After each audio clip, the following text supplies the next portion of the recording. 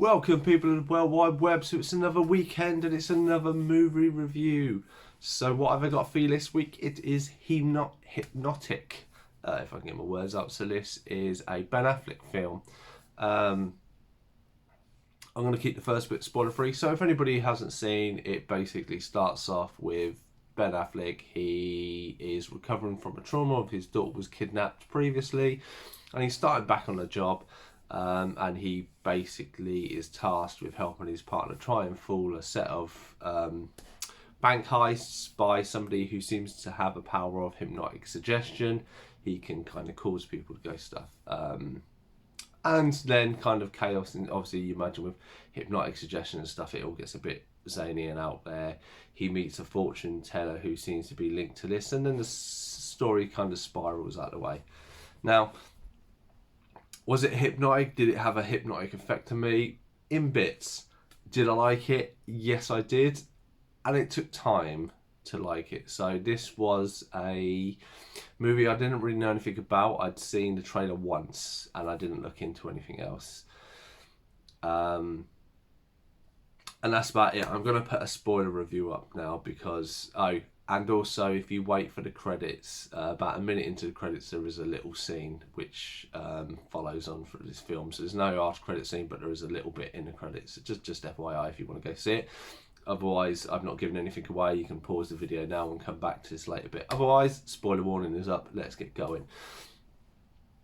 So as I've said, the premise of the film, he is looking for his daughter. He obviously then meets this psychic person. He's basically doing his bank robberies to try and find these cards to try and get his memory and powers back. You find this out from this woman.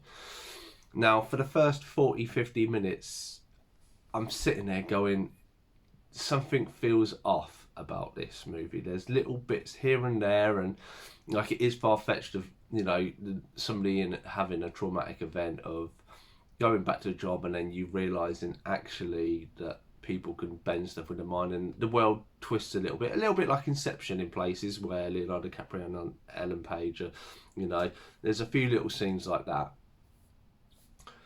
And to me, I was like, yeah, there seems something off this. I don't know what it is about it, but it's...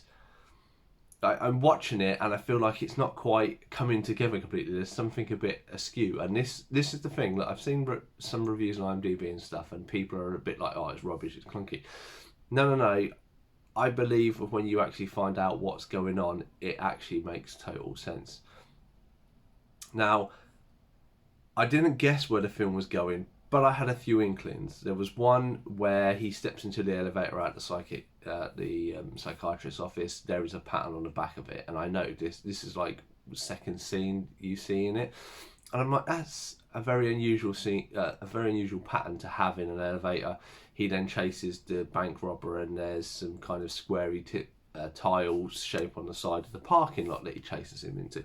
And there's a few scenes like this. I'm like, right, why is there starting to be these sort of patterns? These, like, it could be classed as like just architectural facades, but I'm like, no, listen, I feel like there's something there of this. Now, one massive big loophole, which I don't know is supposed to be there or not, but literally they get a mysterious call tipping them off to this bank robbery, and it's from this fortune teller which they trace, and she says she's trying to keep away from him. But the one big hole is he's going to the bank to get a specific item. This lady says she doesn't have anything to do with him, she just knows he's out there. But on the recording, she mentions that it's lockbox 23, and he writes it in this book. And because he wrote it in this book, I logged it.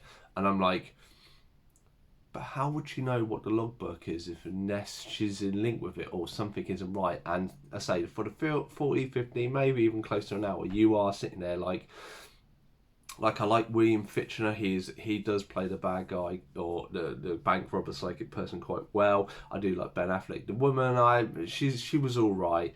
But as I'm kind of going along and say, you get this sense that something doesn't feel right. Then the twist comes in, and I'll say, if you've still gone past the spoiler thing, you've got to this point, there is a good twist in this, and if you carry on, I've ruined it for you and probably going to ruin the film. So I'll give you a second to switch off. I don't want to just jump into it. And if you're still here, let's get going for the super spoiler review. So basically, all of this that's happened in his mind and this criminal, this isn't real. So basically, the main Ben Affleck's character, he is actually one of these psychics. Him and the woman, the fortune teller that he meets, are actually husband and wife, and they bred a child. She is really powerful, and basically he took her. Because he took her and disappeared because he didn't want the government, the agency, to basically screw with her, to use her as a weapon, he hid her and then blanked his whole mind. So what you've said up until this point is a scenario based in his head to try and reactivate, and you get to see them actually doing it. And it's like when his partner picks him up at the very beginning, he's actually in a golf cart. Like, the elevator isn't an elevator, it's just a literal icon with a button he presses. And there was stuff like this was like, oh my god, that is brilliant, you know. And this is why I really, really like this film. You know, to me, it's kind of a Matrixy thing. It's the whole point of this film, as far as I can see it from Robert Rodriguez's standpoint, is he's made you think for the first 15 minutes that you are like Ben Affleck. You are in the world, you know, you are in the real world, you are watching a movie, and you are made to believe what you are seeing is true.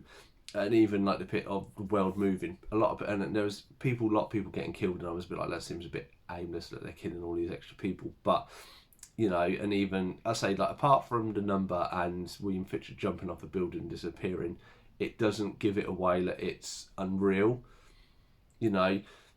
And this is the thing, and you do believe that this is just a world, and you're a bit like, oh, it's all right. And then this twist comes in, and that this has all been a facade, and he's all in this building, and they're testing him and stuff like this. I thought was brilliant.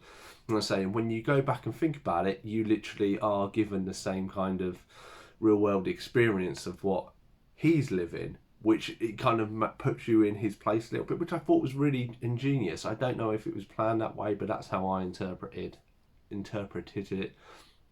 You know, and I really, really loved it. For, you know, that added to it.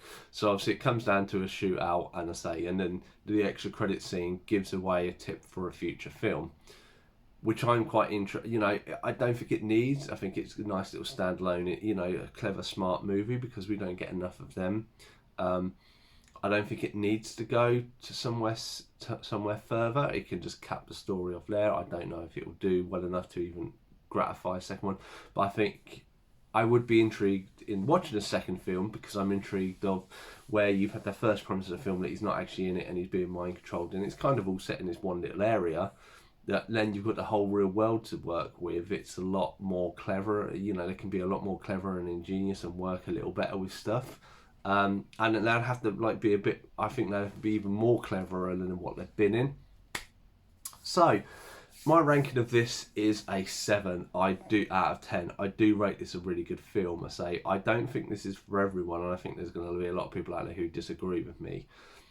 I think, as I say, for me, it is a very clever film. I think stuff is done specifically to make you feel like Ben Affleck's character, and because I can appreciate that, and if I am right, and that is, then hats off to it, and that's why I think it gets a 7.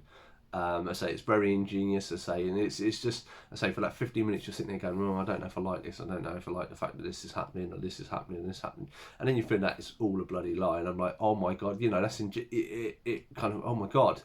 And then you start it makes you think more about stuff, and then they kind of relive the scenario, and it just is ingenious.